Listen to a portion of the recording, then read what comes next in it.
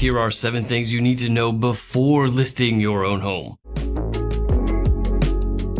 Working our way down from 7 to number 1. Number 7 is that you do not need to do home renovations to sell your home. Years ago, there used to be kind of this idea that when you remodeled your kitchen or remodeled your bathroom, like this would get you a return on investment without question. But this isn't really the case anymore. In many parts of the country, the return on investment is much better with simpler projects like repainting your home. Maybe you're doing new flooring in the home, fixing some small items throughout the home that have been kind of gone unrepaired for a long time, like those DIY projects that you were like, yeah, I'll get to that one day. Like those things are really some of the best ways to get a return on your investment when you're selling your home. But brand new roof or brand new siding, if your roof or siding is in fine condition, is not necessary. Completely remodeling your kitchen, if it's currently okay, is not necessary, and you're not gonna get all of that return when you go to sell your home.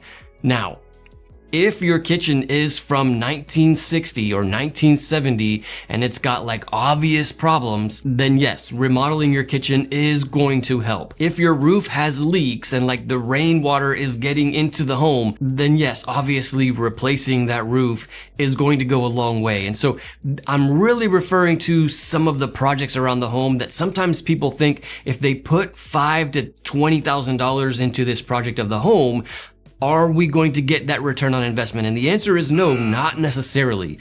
Many buyers are just kind of looking at things superficially. And so doing some of those deep projects, renovating a complete kitchen, oftentimes does not get the complete return on investment. What's up, y'all? My name is Victor with Home Sale Hacks, and we make videos every week about how to sell your own home without needing to hire a realtor. I am a licensed real estate agent, but I realize that this process of selling your own home can certainly be done on your own. So our videos are full of ideas and tips and tricks for selling your own home. If, however, at any point you feel like any of this is too much to handle and you want a real estate agent to take over all of this for you, we have agents in all 50 states that are happy to help you with selling your own home. Number 6 on the list of the things you need to do before selling your own home is understanding that more exposure for your home equals a higher sales price. This is, in my opinion, like the golden rule for selling your home. The more people that see your home for sale, you can kind of assume is correlated to the sales price that you're going to get. Obviously, if you do some, renovations for the home, but you don't really market the home very well, and few to no people see the home for sale, then that sales price is not going to be very high. But if you are putting that home all over the internet, all over the websites that people watch to find homes for sale, the more people that see it and the more people that come to the home to tour it, the higher the sales price that you're going to get for the home. So this is kind of like the golden rule. If you get nothing else from any of these videos, this is the one that you need to get.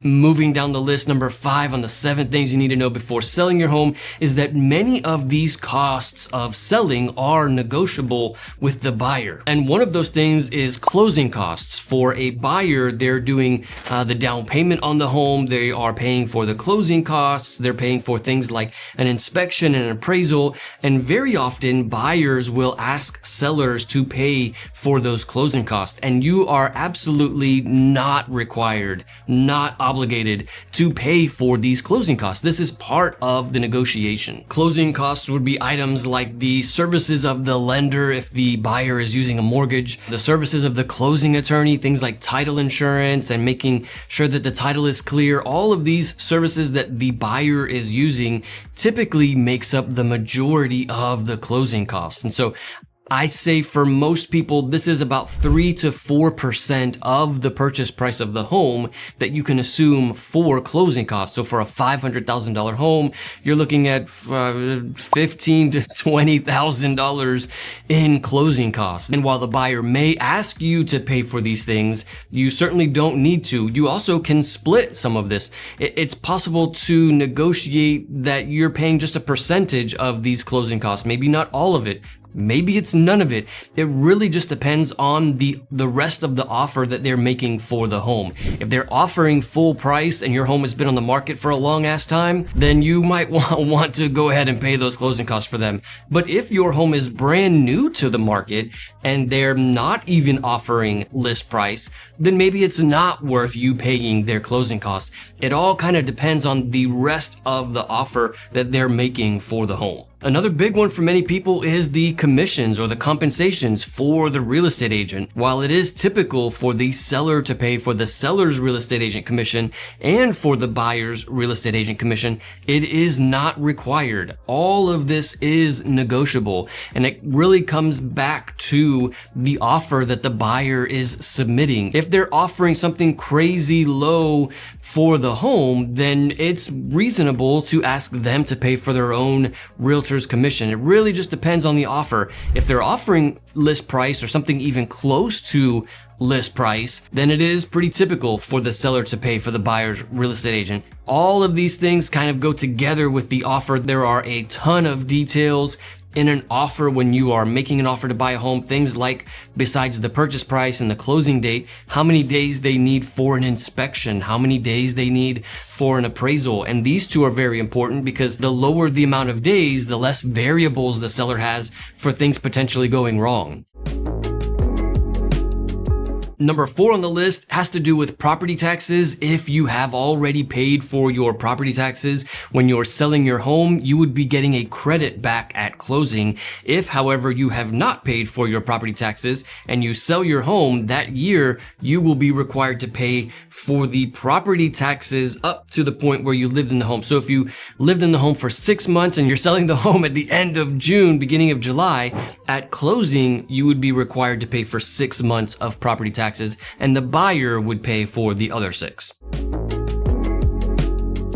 Number 3 on the list of things you need to know before selling your home is that obviously people are going to be coming into your home. Potential buyers are going to see the home. And so while this can be kind of annoying, if you're selling your home, remember that there's a direct correlation between the amount of people who see the home and the sales price of the home. And so when people are coming to tour the home, you want to make sure as much as possible that the home is clean, all of the lights are on, maybe it doesn't smell like you just cooked meatloaf in the home. Some kind of nice smell in the home really goes a long way when you're selling your home. And so all of these things for buyers, making sure that the home is very presentable, is super important when you're selling your home.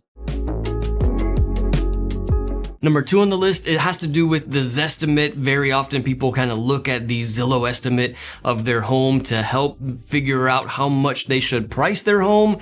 This is not a good idea. If you look at your home on Zillow one week, you would see a different Zestimate than you saw last week. And your value of your home or a potential list price for your home does not change every week. Maybe during the busy season of the spring, if you're having a lot of homes in your neighborhood being sold, but it changes because the algorithm is changing. The algorithm can't figure out what a appropriate price for your home is. And so you really shouldn't lean on the Zestimate for your home. You really should look at all of the homes in your area that have sold to help determine an appropriate list price for your home. And then number 1 on the list of things you need to know before selling your home is really understanding the nuts and bolts of the selling process. Understanding how to list your home, reviewing contracts, appropriate pricing strategies, or how to market your home, where to market your home. I made a whole video outlining all of these things. You can check out that video here. It's all about selling your own home without a realtor. I'll see you in the next one.